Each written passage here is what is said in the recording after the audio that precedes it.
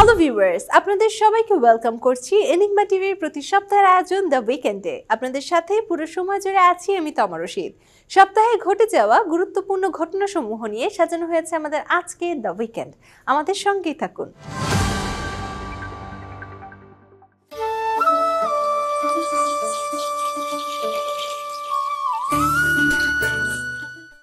Better film, better audience, better society প্রতিপাদ্যকে সামনে রেখে পর্দা উঠল 23তম ঢাকা আন্তর্জাতিক চলচ্চিত্র উৎসবে। গত 11 জানুয়ারি বিকেলে জাতীয় জাদুঘর মিলনায়তনে দেশের সবচেয়ে বড় চলচ্চিত্র উৎসবটি আনুষ্ঠানিক উদ্বোধন করেন তথ্য উপদেষ্টা নাহিদ ইসলাম। সবাইকে স্বাগত জানাচ্ছি। 9 দিন ব্যাপী আয়োজনে 75টি দেশে 220টি চলচ্চিত্র দেখানো হবে। ভেন্যু হিসেবে এবারও থাকছে বাংলাদেশ শিল্পকলা একাডেমি, বাংলাদেশ জাতীয় জাদুঘরের মূল ও সুফিয়া কামাল মিলনায়তন ও আলিয়াস ফ্রসেস। এছাড়া এবার যুক্ত হয়েছে নর্থ সাউথ ও গ্রিন বিশ্ববিদ্যালয়। এই দুই বেসরকারি বিশ্ববিদ্যালয়ের মিলনায়তনে প্রতিদিনই থাকছে সিনেমা প্রদর্শনী। রেইনবো ফিল্ম সোসাইটির উদ্যোগে উৎসবটি চলবে 19 জানুয়ারি পর্যন্ত। ইউল্যাব ইউনিভার্সিটিতে শেষ হলো শিক্ষার্থীদের তোলা ছবি নিয়ে আলোকচিত্র প্রদর্শনী। এই প্রদর্শনীর শিরোনাম ছিল breaking free, stories of hope and হাসল। প্রদর্শিত ছবিগুলো শিক্ষার্থীদের কোর্সের একটি অংশ। এই কোর্সে ফ্যাকাল্টি শিক্ষক এবং আলোকচিত্রের প্রশিক্ষক হিসেবে ছিলেন বাংলাদেশের স্বনামধন্য আলোকচিত্র শিল্পী গাজী নাফিস আহমেদ। 9 থেকে 12 জানুয়ারি ইউল্যাব ইউনিভার্সিটির ফ্ল্যাগ স্ট্যান্ড প্রসঙ্গে এই প্রদর্শনীটির আয়োজন হয়। এই প্রদর্শনীতে 16 জন শিক্ষার্থীর 32টি ছবি প্রদর্শিত হয়। প্রদর্শনীটি দর্শকদের জন্য উন্মুক্ত ছিল সকাল 11টা থেকে সন্ধ্যা 6টা পর্যন্ত। বীর মুক্তিযোদ্ধা মীর শওকত আলী 1938 সালের 11 জানুয়ারি পুরান ঢাকার নাজিরা বাজার এলাকায় এক সম্ভ্রান্ত মুসলিম পরিবারে জন্মগ্রহণ করেন। মীর শওকত আলী 1 নম্বর সেক্টরের সেকেন্ড ইন কমান্ড হিসেবে বাংলাদেশের ভেতরে পাকিস্তানি সেনাবাহিনীর সঙ্গে যুদ্ধ চালিয়ে যান। সেক্টর কমান্ডার হিসেবে তার সাংকেতিক নাম দেওয়া হয় টাইগার লিডার। ক্রীড়া ও কৃষি খাতে অবদানের জন্য তিনি দুবার রাষ্ট্রপতি স্বর্ণপদকে ভূষিত হন। রণাঙ্গনের এই বীর সৈনিক 2010 সালের 20 নভেম্বর পরলোক গমন করেন। 11 জানুয়ারি ছিল জাতির এই শ্রেষ্ঠ সন্তানের জন্মদিবস। চাষী নজরুল ইসলাম 1941 সালে 23 অক্টোবর শ্রীনগর থানার সমসপুর গ্রামে জন্মগ্রহণ করেন। 1972 সালে পরিচালনা করেন বাংলাদেশের মুক্তিযুদ্ধ ভিত্তিক প্রথম পূর্ণাঙ্গ ছবি ওরা 11 জন। 1986 সালে শুভদা, 1997 সালে হাঙ্গর নদীর গ্রেনেড চলচ্চিত্রের জন্য তিনি শ্রেষ্ঠ পরিচালক হিসেবে জাতীয় চলচ্চিত্র পুরস্কার পেয়েছেন। এরপর তিনি 21 পদক পেয়েছেন 2004 সালে।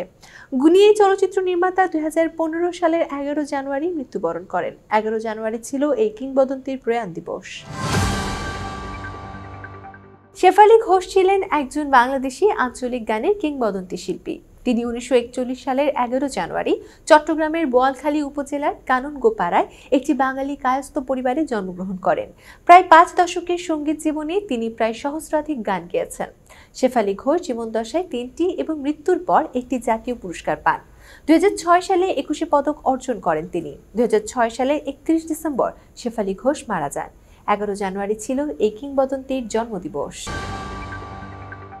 এটিএম হায়দার, পুরো নাম আবু তাহির মোহাম্মদ হায়দার। এই মহান যোদ্ধা মাত্র কয়েক মাসে প্রশিক্ষণ দিয়েছিলেন 35,000 গেরিলাকে। বীর এই যোদ্ধার জন্ম 1942 সালের 12 জানুয়ারি। মুক্তিযুদ্ধে বীরত্বপূর্ণ অবদানের জন্য বাংলাদেশ সরকার তাকে বীর উত্তম উপাধিতে ভূষিত করে।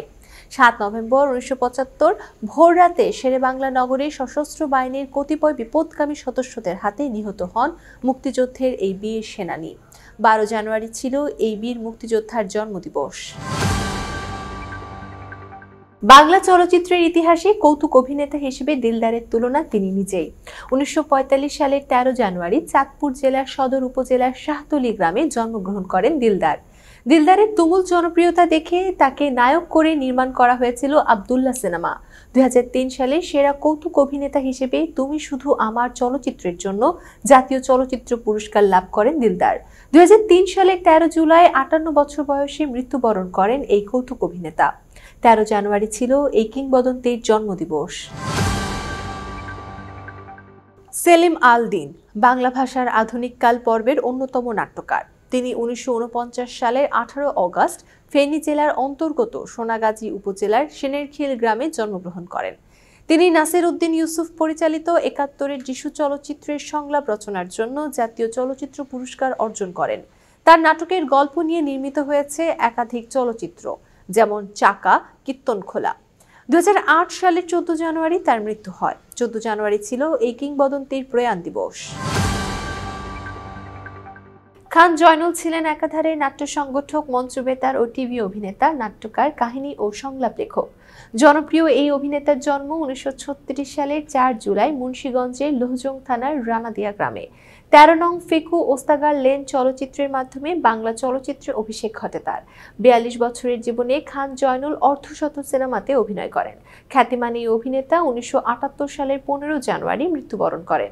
১৫ জানুয়ারি ছিল এই কিংবদন্তির প্রয়াণ দিবস। কাজী কাদের নেওয়াজ একজন শিক্ষাবিদ ও কবি। ১৯০৯ সালের ১৫ জানুয়ারি মুর্শিদাবাদের তালেবপুরে মাতুল্লালয়ে জন্মগ্রহণ করেন। কাজী কাদের নেওয়াজের গুরুত্বপূর্ণ রচনাবলী হল মরাল, দাদুর বৈঠক, নীলকুমুদি, মণিদ্বীপ, কালের হাওয়া, মরুচন্দ্রিকা, দুটো পাখি দুটি তারা, উতলা, সন্ধ্যা ইত্যাদি। তিনি প্রেসিডেন্ট পুরস্কার, শিশু সাহিত্যের জন্য বাংলা একাডেমি পুরস্কার এবং মাদার বক্স পুরস্কার লাভ করেন। ১৯৮৩ সালের ৩ জানুয়ারি স্বগ্রামে তার মৃত্যু হয়। ১৫ জানুয়ারি ছিল এই কিংবদন্তির জন্মদিবস। বিংশ শতকের গোড়ার দিকে উপমহাদেশের রাজনৈতিক অঙ্গনের বিশিষ্ট এক নাম নবাব স্যার খাজা সলিমুল্লাহ। তার জন্ম ১৮৭১ সালের ৭ জুন। ঢাকার নবাব আহসানউল্লাহর দ্বিতীয় সন্তান তিনি। বাংলার মুসলিমদের শিক্ষার পেছনে সলিমুল্লাহর রয়েছে বিশেষ অবদান। তিনি ঢাকা বিশ্ববিদ্যালয় এবং বুয়েট প্রতিষ্ঠায়ও বিশেষ ভূমিকা রাখেন। মাত্র ৪৩ বছর বয়সে ১৯১৫ সালের ১৬ জানুয়ারি মৃত্যুবরণ করেন ঢাকার চতুর্থ নবাব স্যার খাজা সলিমুল্লাহ। ১৬ জানুয়ারি ছিল এই নবাবের প্রয়াণ দিবস। শাম্মী আক্তার বাংলাদেশের একজন সঙ্গীত শিল্পী। তিনি ১৯৫৫ সালের ২২ সেপ্টেম্বর যশোরের তালতলা গ্রামে নানা বাড়িতে জন্মগ্রহণ করেন। বাবা শামসুল করিম। প্রখ্যাত সঙ্গীত পরিচালক সত্য সাহা তাকে অশিক্ষিত চলচ্চিত্রে গান গাওয়ার সুযোগ দেন। প্রথম প্লেব্যাকেই দারুণ জনপ্রিয় হয় তার গাওয়া গান ঢাকা শহর আইসা আমার আশা ফুরাইছে, ভালোবাসলেই ঘর বাঁধা যায় না, ছবির ভালোবাসলেই সবার সাথে ঘর বাঁধা যায় না গানের জন্য ২০১০ সালে শাম্মী আক্তার জাতীয় চলচ্চিত্র পুরস্কার পান। ১৬ জানুয়ারি ২০১৮ সালে তিনি মৃত্যুবরণ করেন। ১৬ জানুয়ারি ছিল এই কিংবদন্তির প্রয়াণ দিবস।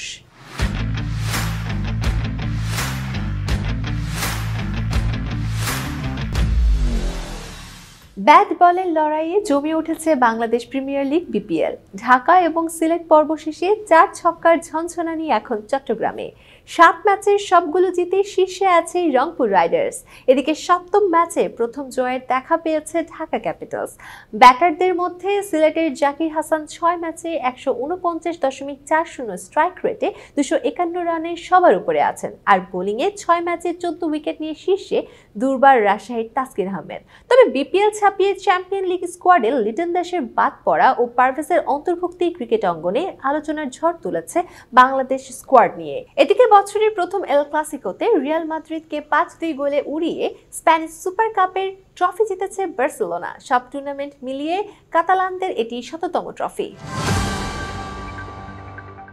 উত্তরের জনপদে কনকনে শীত থাকলেও রাজধানী সহ বিভিন্ন জায়গায় তাপমাত্রা কিছুটা বেড়েছে। এতে জনজীবনে কিছুটা স্বস্তি ফিরলেও ফের দুঃসংবাদ দিয়েছে আবহাওয়া অধিদপ্তর। সারা দেশে ফের তাপমাত্রা কমতে পারে বলে জানিয়েছে সংস্থাটি। সেই সঙ্গে দেশের কোথাও কোথাও হালকা থেকে মাঝারি ধরনের কুয়াশাও পড়তে পারে বলে জানানো হয়। অস্থায়ীভাবে আংশিক মেঘলা আকাশ সহ সারা দেশে আবহাওয়া শুষ্ক থাকতে পারে।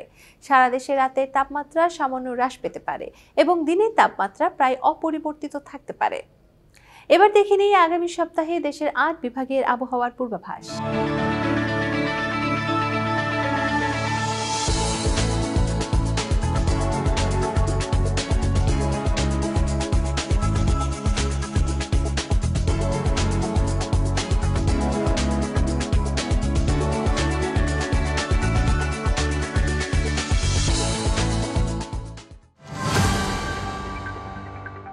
দর্শক, এই ছিল আমাদের আজকের দ্য উইকেন্ডে। পরবর্তী পর্ব দেখার আমন্ত্রণ জানিয়ে আজকের মতো এখানেই শেষ করছি।